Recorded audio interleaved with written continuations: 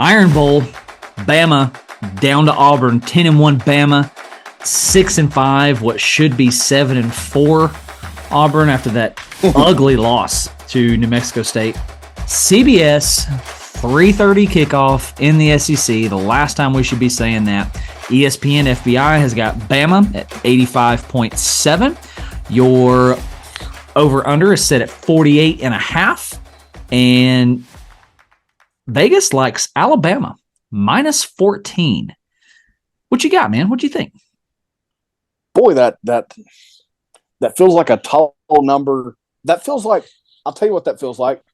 That feels like the CFP playoff committee is projecting that spread in Alabama to handle business in Jordan-Hare Stadium rather than Vegas. Or you've got Vegas trying to take some people's money here because that feels large, and I understand that Auburn just lost to New Mexico State, but I've also seen so many instances of teams that are either playing way better or in fact are flat out way better than Auburn go into Jordan-Hare and get caught up in that Yellowwood voodoo.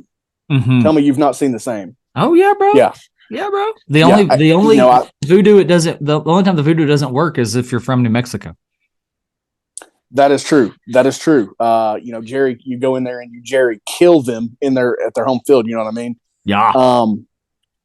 And there's other factors too for me. I mean, think about the great last thing that Saban's not handled all that well defensively is a mobile quarterback. And you think about the way that Peyton Thorne was running around on Georgia, as good as they've been defensively, as good as they are this year, keeping them in that game.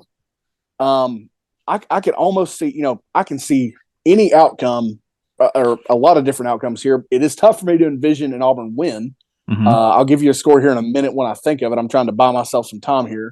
But, I think that Auburn's going to keep this close for maybe not 60 minutes, but dang near 45 or 50 if unless I'm just far off on this. No, that's fair. That's fair. I kind of come back to the Auburn-Georgia thing. I think Auburn maybe got caught sleeping last week because they're looking at this game. They're getting ready to roll the dice, and I mean that's a possibility.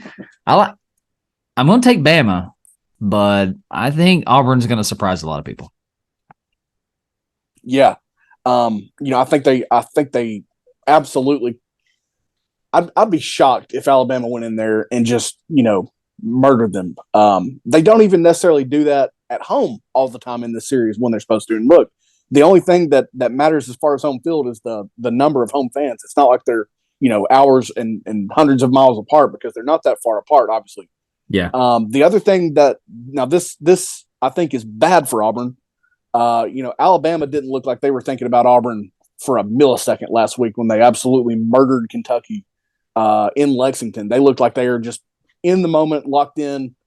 Whoever is on the other sideline, whoever's on the other side of the line of scrimmage, we're here to kill you, is the way that they kind of look right now. So I don't know how well that sets up, nor do I think Auburn will have a ton of answers for Milroe, whether it be his legs or whether it be his continued success through the air.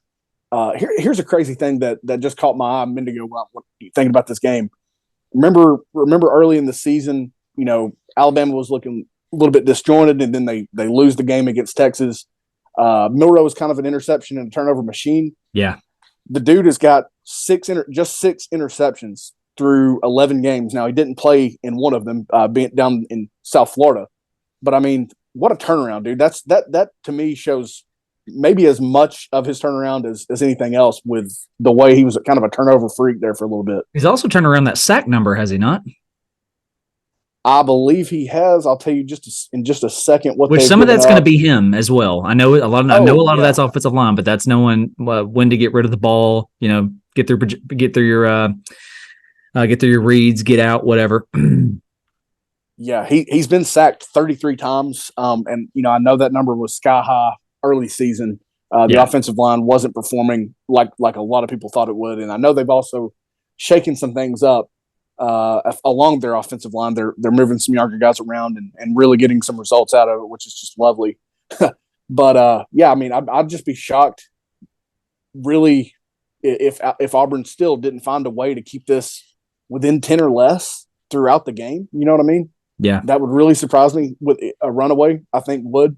But again, Alabama looks so focused that, if they do go down there or go to Auburn and lay one on them, I won't be totally shocked.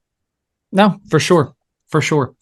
Well, I'm looking forward to Auburn to have a lot of fight here. So I'm going to go ahead and get into my prediction, and I want to read some old comments from one of our old episodes from a Bama fan who's yet to respond to us on YouTube. So I'm going to go ahead and throw his name out there, and we'll end the segment that way. But I'm going to take Bama. Bama 31, Auburn 30. Ooh, that voodoo magic, man. So I think what's going to happen is you'll see Auburn get around to that 21 marker, and then you're going to see them start to have to settle for field goals. I think they're going to be able to put some drives together through some hodgepodge voodoo magic plays. The bouncing the ball. I'm really just trusting the universe here. Or whatever it is that takes place inside of Jordan-Hare to find them some big plays to get them into field goal range. So I'm going to take a couple of touchdowns there and then a handful of field goals for them to get to 30. But I think not taking Bama here, all logic says I would be an idiot. Yeah, I totally feel that way. I feel the exact same way. I think the score that I'm going to settle on is Alabama 35, Auburn 24. And I know that's just 11 points, but I think it's going to be so close throughout. I definitely think that the opportunity is there.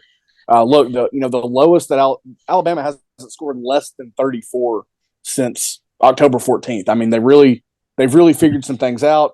Obviously, you've got UT Chattanooga mixed in there, but you've got Tennessee, LSU, and Kentucky are the other victims of the way this offense has been playing lately. And the 24 came, of course, in the scare that they had at home against Arkansas. But I think they're just too hot, too focused right now. I think they have so much belief that things are going to fall their way and line up for them to make a push for that 4 spot. Although they'll be very fortunate if they get that much chaos. But I think that's their mindset, is that it's going to open up for them and that they're going to try to play their way into that. Yeah. I'm with you, man. I dig it. I can see in your score there, I can see Bama getting a late touchdown to where the scoreboard wouldn't exactly indicate how close that game was. All right. I'm going to do something here that we've never done before in the Pandemonium Reigns podcast, and I'm going to call out a guy. This guy on the Tennessee Bama prediction and projection video on YouTube, 4 or 5 comments that he dropped, and I responded to all of his comments in one. He's, bro, you still yet to respond to me. And I just want to read some of this stuff because it's absolutely ludicrous. So I'm going to blast this guy just for the sake of blasting a guy because I'm feeling petty. It's in the air. All right. He goes, keep in mind, this is the prediction and projection video when I went solo on. You don't know anything about football. You just want viewers, and you're talking about something you don't know nothing about. Tennessee quarterback threw great for the first half, but the game had another 30 minutes to play. It was the prediction video. Just getting to the QB doesn't win the game. Tennessee ran for an average of 3.5 yards per play, and my Bama team only ran for 3.3 yards per run. Bama only had 1 penalty for 5 yards. Yeah, we know. Your channel won't last long when you don't even know your own team, much less great Bama. Okay, bro. Here was my response. 1, I played football at the collegiate level. What did you do? 2, you should work on your grammar and punctuation. 3, seems like you think this is the recap episode. This is the preview episode. Hindsight is 2020, is it not? 4, of course we want viewers. Isn't that the point of YouTube and building a channel? 5, if you don't like what we have to say, don't watch. Number 6, God bless, go Vols. He goes on before that comment. I'm not going to read them all to just kind of like slander us and yada, yada, yada. I'll just say this, bro. If you don't like us, but you're watching us and listening to us, that makes you a fan. God bless, go Vols.